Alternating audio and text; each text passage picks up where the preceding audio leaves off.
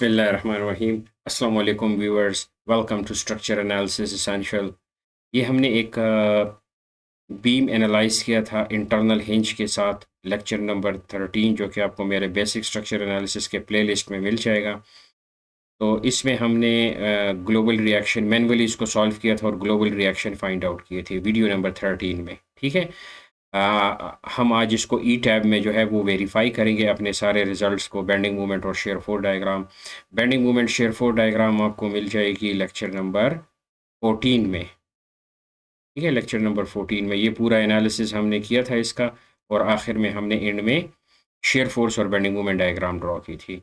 तो अब हम ई टैब में ये ग्लोबल रिएक्शन भी चेक कर लेंगे, जो 4 है, 45 और -6, और इस तरह जहाँ पे शेयर फोर्स 0 है, 64 बेंडिंग मोमेंट है, लाइक सपोर्ट पे -180 है, तो इनको हम थोड़ा सा वेरीफाई कर देंगे। अब हम आते हैं कि सबसे पहले हमने कितनी ग्रिड लाइंस ड्रॉ करनी है, और लोडिंग कंडीशंस को देख लेते हैं, सपोर्ट कंडीशंस को देख लेते हैं। ठीक है, ई आई इसमें कांस्टेंट है, यानी ई आई कांस्टेंट का मतलब ये है कि ये तमाम जो स्पेन्स हैं, ये एक ही बीम जो है एक ही मटेरियल का है, और इनके क्रॉस सेक्शंस भी एक ही जैसे हैं।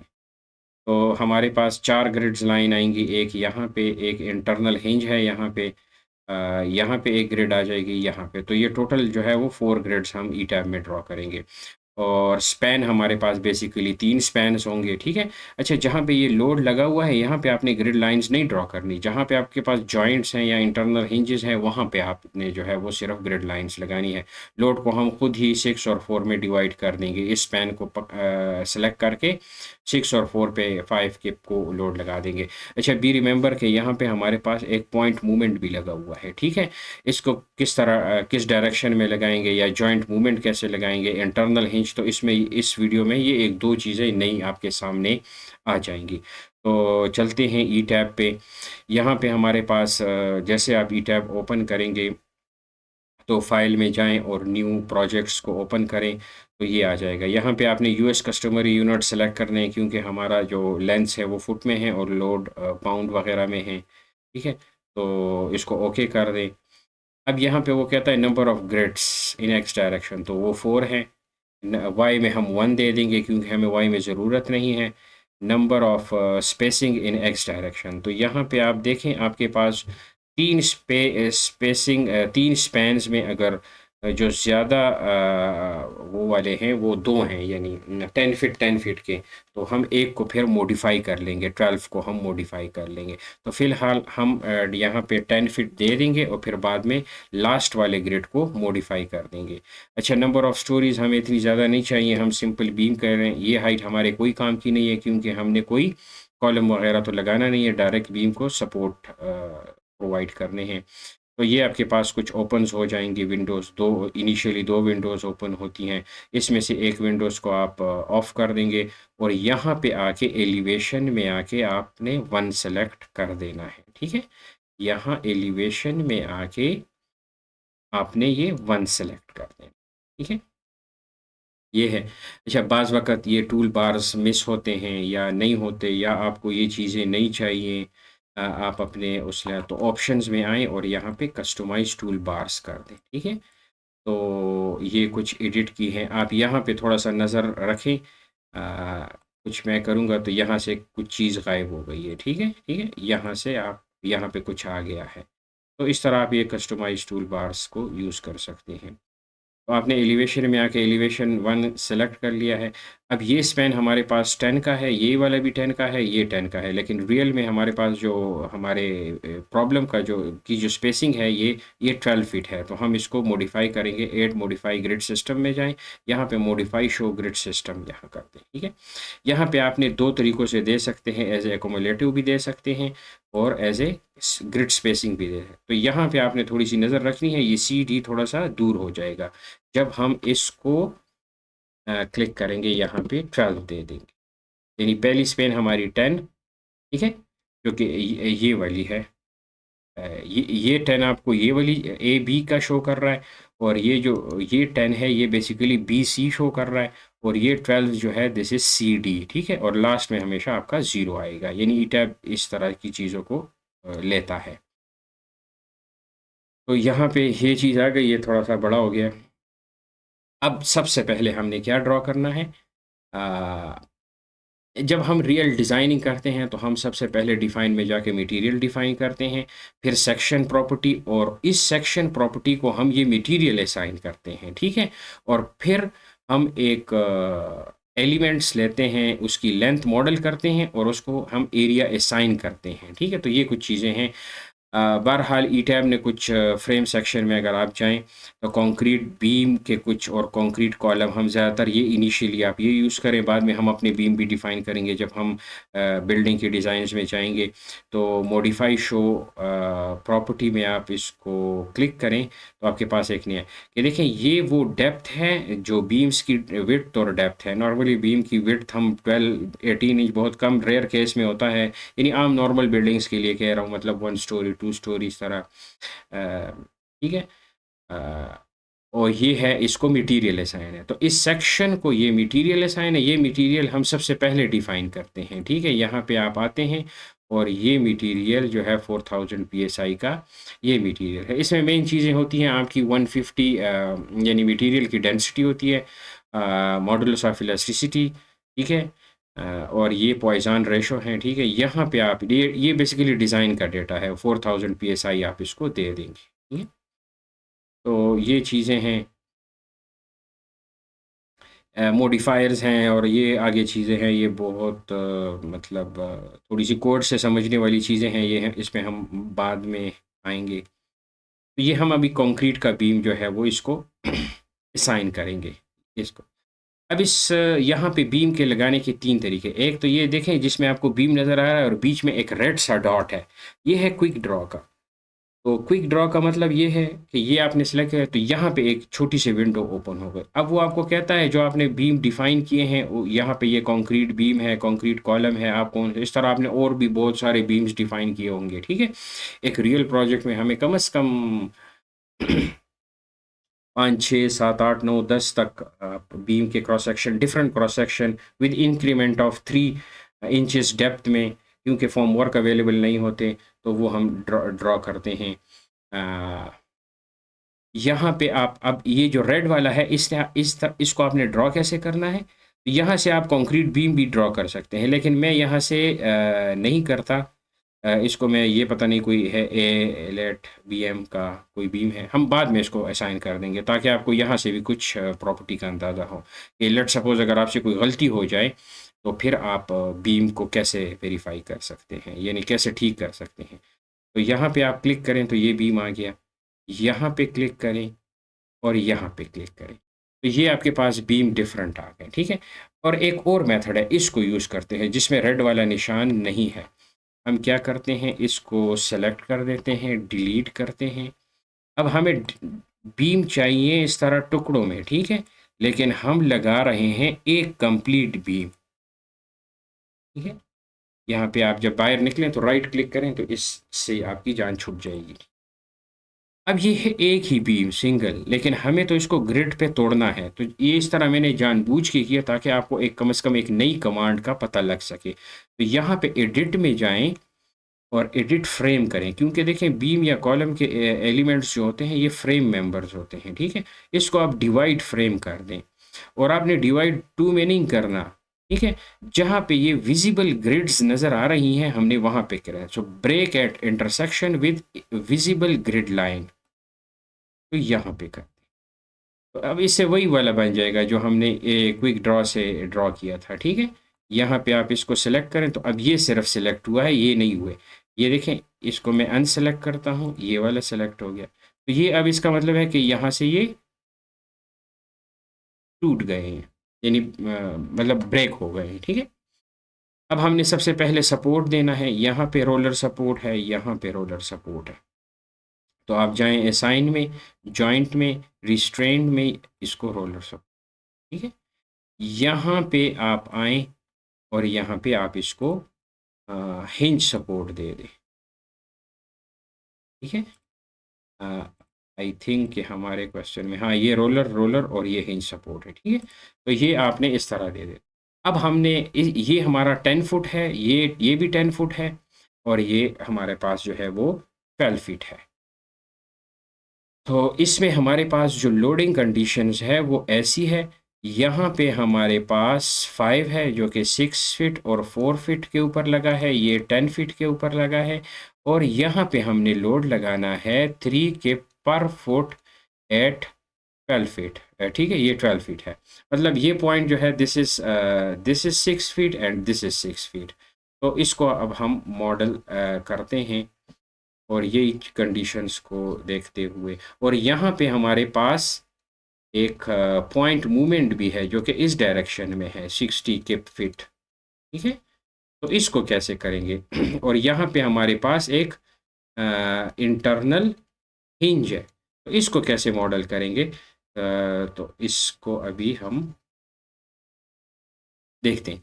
तो सबसे पहले आपने चले जाना है, यहाँ पे आपने सबसे पहले हम लोड असाइन करते हैं। ठीक है, तो इस मेंबर को हमने सिर्फ सेलेक्ट कर लिया, इसके ऊपर 2 किप पर फुट का डिस्ट्रीब्यूटेड लोड है, फ्रेम एलिमेंट है, तो असाइन आपने इसको कुछ करना है, और फ्रेम लोड और पॉइंट लोड तो आपने देना नहीं है, डिस्ट्रीब्यूटेड लोड देना है। डिस्ट्रीब्यूटेड लोड आपने हमेशा लाइव लोड में देना है। ठीक है, 2 में आप इसको करें, या आप यहाँ पे कोई भी केस डिफाइन कर सकते हैं, अपना नाम दे दें, नाम देने में क्या है, लोड पैटर्न में जाके आप वहाँ से डिफाइन कर सकते हैं। सो 2 किप पर फुट। ठीक है, यहाँ पे, तो यहाँ पे आप आके ना ये इस लोड पैटर्न में आप यहाँ पे कोई भी आप नाम दे दें, लेट सपोज SDL यानी सुपर इम्पोज डेड लोड, और ये इसकी सुपर डेड की जो होगी। ठीक है, इसमें काफ़ी लंबी से रिड्यूसिबल लाइव है और फ्लोर लोड है, मुख्तलिफ सारी चीज़ें हैं, इसको आराम आराम से डिस्कस करेंगे। अब इसका सेल्फ वेट मल्टीप्लायर आपने हमेशा ज़ीरो रखना है, डेड के अलावा तमाम ज़ीरो होंगे, इसको ऐड न्यू के, तो ये आ जाएगा। देखें, इसको ओके कर दे। अब जब पहले आपने यहाँ पे UDL अप्लाई किया तो सिर्फ डेड और लाइव आ रहा था। अब अगर हम यहाँ पे देखें एक यहाँ पे चले, हम वापस आएंगे उधर तो वो पता लग जाएगा। यहाँ पे आपने सेलेक्ट किया, अब यहाँ पे 6 फीट, यहाँ से 6 फीट के ऊपर एक 5 किलो न्यूटन का एक फोर्स लगा हुआ है, और 5 किप का एक फोर्स लगा हुआ है, तो असाइन हमने फ्रेम लोड और पॉइंट लोड देना है।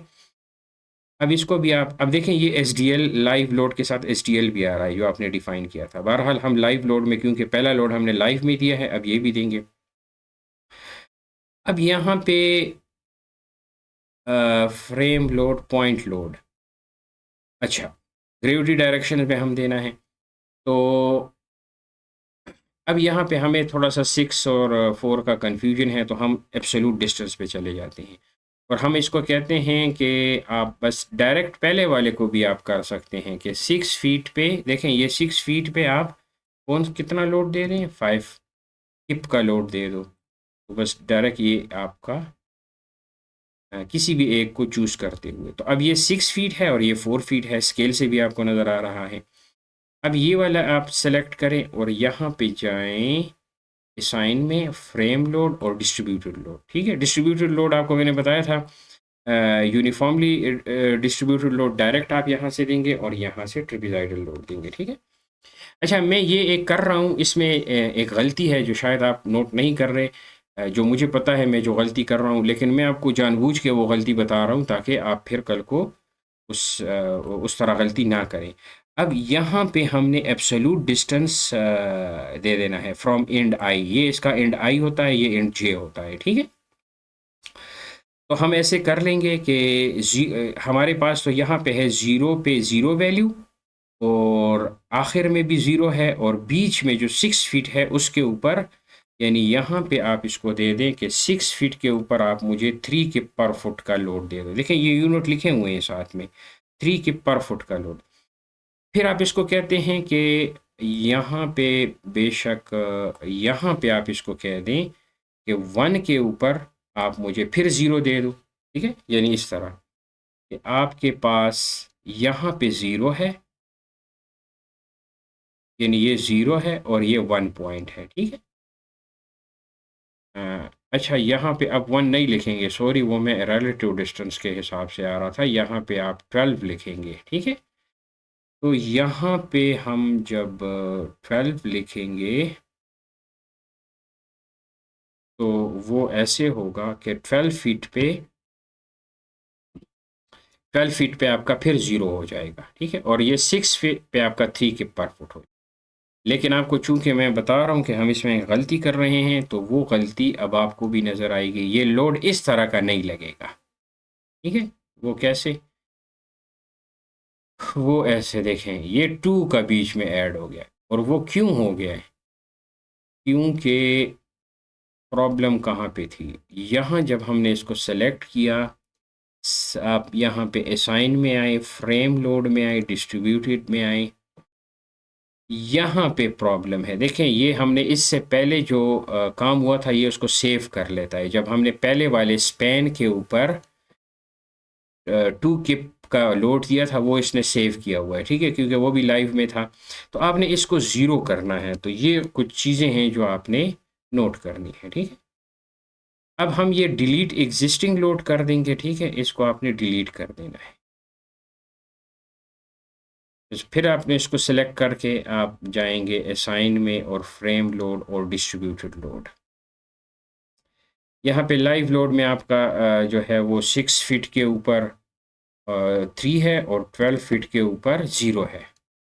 अब आप दें तो दिस इज़ नाउ 3, जो कि हमारा क्वेश्चन जो है वो इसी टाइप का है कि दिस इज़ 3 के पर फीट। तो ये हमारे लोड कंडीशन। अच्छा, अब एक हमारी लोडिंग कंडीशन रहती है और वो है यहाँ पे एज पॉइंट मूवमेंट। अब ये मूवमेंट हम यहाँ पे कैसे देंगे? अच्छा, अब इसको थोड़ा सा, ये थोड़ा सा इंटरेस्टिंग है, इसको समझें आप। इसके लिए मैं जो हूँ थोड़ा सा इसको 3D में थोड़ा सा कन्वर्ट करते हैं हम, ताकि आपको समझ आ जाए। और इसको मैं रोटेट कर लेता हूँ, अगर 3D में इसको करें, ठीक है। अब देखें ये यहाँ पे अ, अच्छा, इसको हमने अभी तक, ये देखें बीम का सेक्शन कुछ कंक्रीट का नहीं है, तो इसको हम कंक्रीट पहले असाइन कर देते हैं। आप एलिवेशन में जाएं ताकि वो एक रेक्टेंगल सा आपको नज़र आ जाए, ठीक है। तो इस तमाम को आप सेलेक्ट करें और यहाँ पे असाइन में जाएं और आपने फ्रेम को कोई सेक्शन की प्रॉपर्टी असाइन करनी है तो इसको कंक्रीट बी में असाइन कर दें, ये आ जाएगा आपके पास, ठीक है। अब ये कंक्रीट बीम, ये लिखा हुआ भी आ रहा है, ठीक है। अब ये रेक्टेंगुलर का केस आएगा। यहाँ पे आप ये अनडिफॉर्म शेप को करें क्लिक और फिर ये 3D व्यू को इसको क्लिक करें, यहाँ पे 3D में आए। अब ये आपको रेक्टेंगल नज़र आएगा, ठीक है। यहाँ पे अब देखें, ये ग्लोबल एक्सिस एक्स है, वाई है, जी है और ये वाई एक्सिस। आपका जो बेंडिंग मूवमेंट है वो इस वक्त इस बीम के ऊपर इस डायरेक्शन में लगा हुआ है 60 के। एक तो हो सकता है कि आपका इस साइड पे लगा हो कोई भी 60 के, हमारा केस ये है, ठीक है। तो ये आपने कैसे लगाना है? देखिए, ये बेंडिंग मूवमेंट आपको मैंने पिछली वीडियोस में भी बताई थी कि ये बेंडिंग मूवमेंट, बीम की जो बेंडिंग मूवमेंट होती है वो अबाउट 3 एक्सिस होती है, या बेसिकली अगर आप ग्लोबल में कहें तो ये वाई एक्सिस के अबाउट आपकी जो बेंडिंग मूवमेंट है। तो अगर आप इसको ऐसे, ये वाई एक्सिस है, हम मूवमेंट को डबल एरो से जाहिर करते हैं। अभी हम जब लगाएंगे भी तो आपको ये ई टैप डबल एरो में शो करेगा। तो हमने इस साइड पे लगाया। अब इस साइड पे क्यों? इस साइड पे भी तो आप लगा सकते हैं, ठीक है, लेकिन इसकी डायरेक्शन को देखते हुए देखें, यहाँ पे आप अपना जो है वो थंब जो है वो रखें और यहाँ पे आप अपना हाथ रखें, ठीक है। ये थंब आप इसकी डायरेक्शन में रखेंगे तो ये curl of the finger will give you this. अगर इस थंब को आप इस साइड पे करेंगे तो ये आपको ये वाली डायरेक्शन देगा। इसलिए अब हमने इसको पॉजिटिव वाई में ये 60 का मूवमेंट देना है, ठीक है। तो इसको अब यहाँ पे देखते हैं और जितने भी हमने मूवमेंट्स जो हैं वो अप्लाई किए हैं या लोड्स अप्लाई किए हैं, बेसिकली वो बीम के ऊपर हैं लेकिन वो हमें नज़र नहीं आ रहे। वो आपको मैंने कहा था, यहाँ पे आप डिस्प्ले फ्रेम असाइन लोड्स में जाएं और अगेंस्ट डेड लोड हमने सारे लोड डिफाइन किए थे, तो ये आपके पास लोड सारे वापस आ जाएंगे, ठीक है। अब सिर्फ इसमें एक मूवमेंट की कमी है, तो हम इस जॉइंट को सेलेक्ट कर लेंगे और यहाँ पे आएंगे असाइन में और जॉइंट्स लोड, तो जॉइंट्स लोड में ये आप कर लेंगे, ठीक है। इसमें भी हमने इसको लाइव ही सेलेक्ट करना है।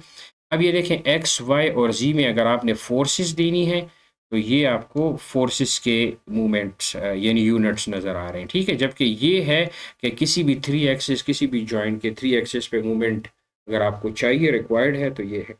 हमें चाहिए ग्लोबल वाई में, ठीक है, क्योंकि एक्स में नहीं, जी में नहीं, वाई में। और वाई में भी पॉजिटिव, अगर आप नेगेटिव लगाएंगे तो वो इस साइड पे शो करेगा। अभी हम देखते हैं, यहाँ पे आप दे दें 60, ठीक है, ओके कर दें। अब यहाँ पे ये लग गया है, देखें ये आपको नज़र आ रहा है। लेकिन इसको मैं अगर 3D में आपको दिखाऊं तो कुछ ज़्यादा देखिए, डबल एरो के साथ ये आपको नज़र आ रहा है, ये डबल एरोस के साथ, ठीक है। यहाँ पे आप जाएं थोड़ा सा ऑप्शन में, ग्राफिक डिज़ाइनिंग में, ग्राफिक ऑप्शंस में, और इसको 12 कर दें या 12 कर दें, ठीक है। तो अब ये आपको थोड़ा सा क्लियर नज़र आ रहा है विद डबल एरो। ये अब हमारा, तो देखें इसमें आप थंब करें तो the curl of the finger will give you the directions of bending movement. Basically ये ऐसे बेंडिंग मूवमेंट है, ठीक। तो ये चीज़ आई थिंक आपकी क्लियर हो गई है। अब हम चाहते हैं, अब सिर्फ हमारी एक हिंज रह गई है। एलिवेशन में जाएं और 1 को सेलेक्ट करें, ये है। इस पॉइंट पे हमारी है हिंज, इस पे 2 बीम मिल रहे हैं, ठीक है। तो यहाँ पे अब देखें, ये याद रखें, ये बीम का आई एंड है। बहरहाल इसको आप चेक भी कर सकते हैं, ये जे है इस बीम का, और इस बीम का आई एंड ये है और जे एंड ये है। जबकि इसका आई एंड ये है और जे एंड ये है। ये आपको कैसे पता लगेगा? ये आपको ऐसे कुछ पता लगेगा, इस बीम पे आप क्लिक करें तो ये आपको यहाँ पे आके ये देखें, एंड आई जॉइंट 1 जिसका 0 0 12 है, यानी ये देखें एक्स 0 0 और ये 12, और इसका जो जे एंड है वो है आपका x इज इक्वल टू, यानी x से आप 10 आएंगे, और ठीक है, इस तरह z में आप y की तरह, ये पहला x है, ये y है, और ये z है, तो ये वाला, तो ये आपको यहाँ से एंड i और j का पता लग जाएगा, ठीक है, इसके कोऑर्डिनेट से भी। बहरहाल नॉर्मली जब हम बीम ऐसे ड्रॉ करते हैं तो ये i और j ऐसे ही होगा। तो अब हमने इसको यहाँ से रिलीज करना है। हिंज का क्या मतलब है? हिंज का मतलब ये है कि there is no bending moment, या बेसिकली अगर आपको मैं थोड़ा सा 3D में ये एक्सप्लेन करूं कि ये क्या है प्रैक्टिकली, ये हिंज क्या होगी इसमें, ठीक है, जो कि हमें यहाँ पे ग्राफिकली नज़र तो नहीं आएगी, लेकिन उसका मतलब ही ये होगा। मतलब ये है कि ये जो बीम है यहाँ पे, हिंज का मतलब है कि यानी ये बीम ऐसे आया हुआ है, फिर आपने इसको ऐसे, यानी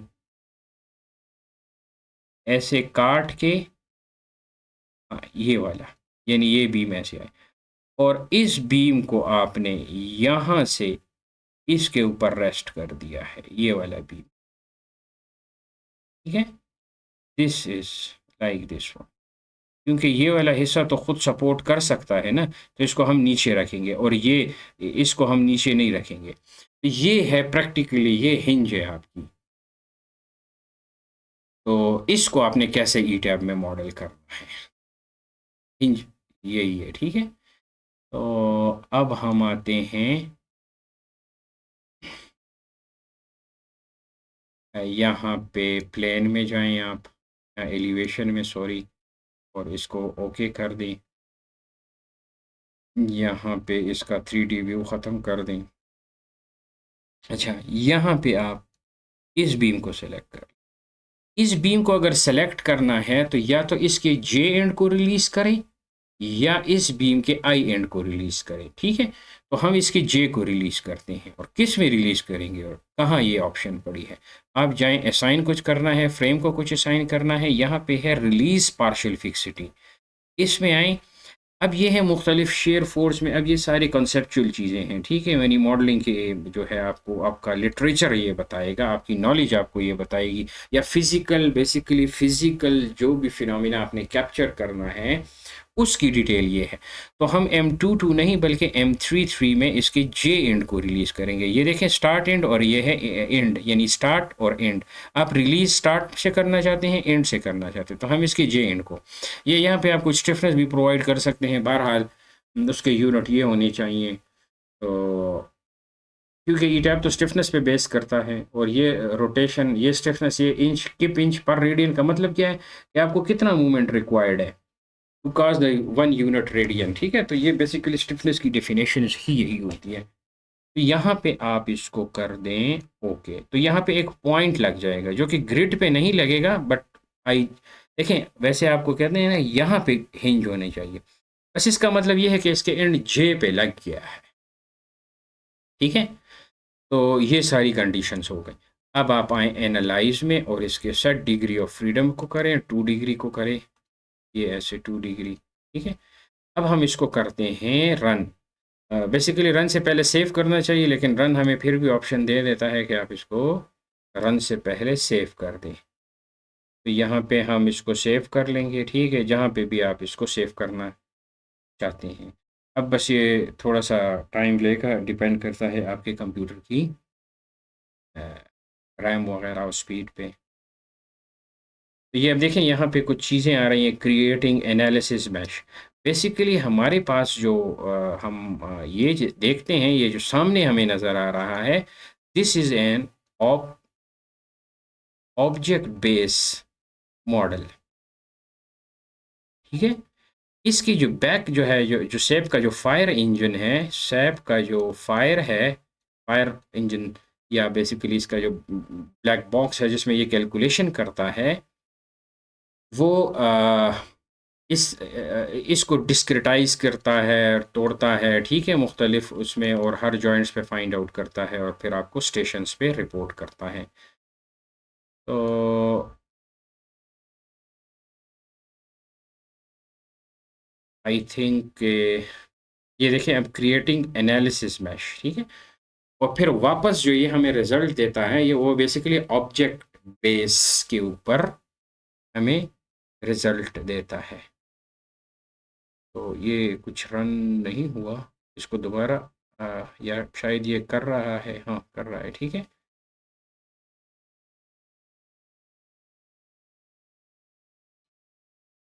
तो जैसे ये, हाँ, तो ये अब आ गया, ये इसकी कुछ डिफ्लेक्टेड शेप्स है। 3D में अगर हम इसको चेक करें, तो यहाँ पे देखें इस तरह आप इसके साथ देखें तो आपको कुछ, क्योंकि अब ये देखिए बेंडिंग में रिलीज है ये, ठीक है। तो इस टाइप की कुछ आएगी, ठीक है। ये बेसिकली क्या स्टेशंस हैं, ये जो आपको ऐसे नज़र आ रहे हैं कुछ, ये यहाँ पे आपको रिपोर्ट करता है, ठीक है। बाय द वे अब हम जाते हैं इसके उसमें